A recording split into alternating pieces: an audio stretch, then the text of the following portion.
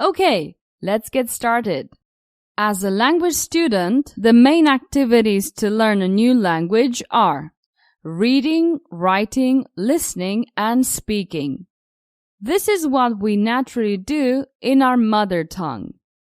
One key aspect to keep in mind is that we can categorize these activities as input and output. As you may guess, listening and reading are input activities, and writing and speaking are output activities. In other words, when you're listening or reading, you are being exposed to the language. And when you're writing and speaking, you are producing the language.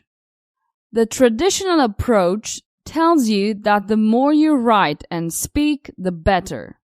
That's why language schools insist on writing a lot and practicing your speaking with other students, sometimes in groups.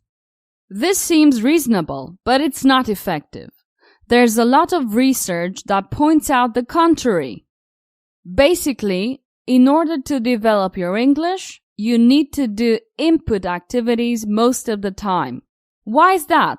Because you can't produce the language if you haven't previously learned it. And the only way to learn it is through comprehensible input, as simple as that. But then, is speaking and writing a waste of time? No, I didn't say that. When you speak in a conversation, you can see what areas of the language you need to improve. Then, when you listen again, you will naturally pay more attention to those areas. For example, if you're in a conversation and you have to describe something in the past tense, when you try to do it, you see that you make some mistakes. The next day, when you listen to your materials again, I bet you'll pay more attention to the past.